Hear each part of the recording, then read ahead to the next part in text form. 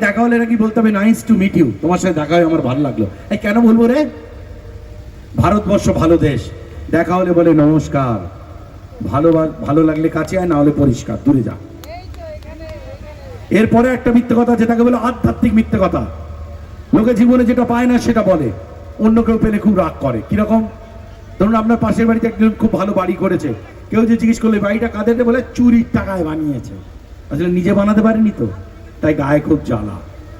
এই মিথ্যে কথা আমরা ছেলেরা সব থেকে কবে বলি?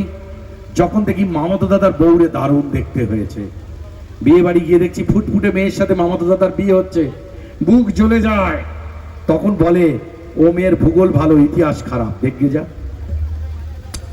আর একটা মিথ্যে কথা আছে, যদি এখানে কেউ থাকেন হাত জোর করে ক্ষমা চাইছে। সব জায়গার লোক নয়, তবে কিছু কিছু জায়গার লোক, তাকে বলে রাজনৈতিক মিথ্যে কথা। লোকেরা ভোটের আগে বলে জল দেবো, কল দেবো, ছোট রাস্তা বড় করে দেবো, বড় রাস্তার উপরে ভুল করে দেবো। যেই ভোট মিটে যাবে কোথায় চলে যাবে। আর একটা মিথ্যে কথা আছে, তাকে বলে পুংলিঙ্গ মিথ্যে কথা। ছেলেরা বিয়ের পর দুটো মিথ্যে কথা বলে। একটা ছেলে বিয়ের পর প্রথম মিথ্যে কথা কি বলে? যে ছেলে বিয়ের পর বলে আমি আমার বউরে ভয় পাই না, ওর মতো মিথ্যেবাদী করতেও নেই। আমরা বউরে কেন ভয় পেতে যাবো? বউ কি আমার থেকে ক্ষমতায় বেশি? কিন্তু বউয়ের গলাকে ভয় পাই, এত চেঁচায় কেন কে জানে। একটা কথা আছে, যখন প্রথম বিয়ে করেছিলাম কোকিলের মতো ছিল। বাবা লাইটটা একটু জেলে দাও, মেয়েদের দেখি।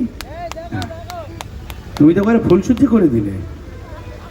তো বউ যখন প্রথম বছর বিয়ে হয়েছিল, কোনো কথা বলে তুমি কোথায়, তাড়াতাড়ি বাড়ি এসো, আমার একা একা ভালো লাগতেস না, তুমি জানো না আমি কি তোমার বাবা মারে বিয়ে করেছি। গেল দ্বিতীয় বছরে গলা কোথায়, তুমি খায়। আর 3 বছরের মাথায় গিয়ে বউ বলে কি মাছ কিনেছ তুমি? আমার মায়ের, আমার বাবার আর দাদার মাছ কেনা দেখো নি, তোমার ও দাদা আর বাবা ছাড়া কেউ মানুষ না। আর 4 বছরের মাথায় বউরা কি বলে, এ কার গলায় ঝুলে গেলাম, বাদরের গলায়, এ কার বাড়ি এসে পড়লাম, আমার কোথায় বিয়ে হওয়ার কথা ছিল আর আমি কোথায় এসে পড়লাম। তখন আমার মাসি বলেছিল ও বাড়ি যাস না, ও বাড়ি ভালো হবে না, আমি শুনিনি, আমার গলায় আমি এই বলবেই। ও আম্বানির বউ আম্বানিরে বলে, ওর কোথায় বিয়ে হওয়ার কথা ছিল কে জানে। আর 5 বছরের বাদে বউয়ের কথা আমরা কিরাম শুনি, এবার আসি ছেলেদের সেকেন্ড মিথ্যে কথা। যে ছেলে বিয়ে 3-4 বছর বাদে বউয়ের গায়ে হাত দিয়ে বলে বিশ্বাস করো তুমি ছাড়া আমি অন্য মেয়ের দিকে তাকাই না, ওর মতো মিথ্যেবাদী তুমি আর পাবে না। যেই 3-4 বছর বিয়ে হয়ে গেল, বাবলু আর পম্পা চলে এলো, আবার বাজার করা শুরু। এই যে আমি এতক্ষণ ফাংশন করছি, একবারও এইদিকে তাকিয়েছি, সারাক্ষণ এইদিকে আছে। সিনেমা করি একটু রসে বসে থাকবো তা না, এই বুড়োগুলো এই ছেলেগুলোকে দিয়ে মরবো আমি, বুঝলেন। এই কিছুদিন আগে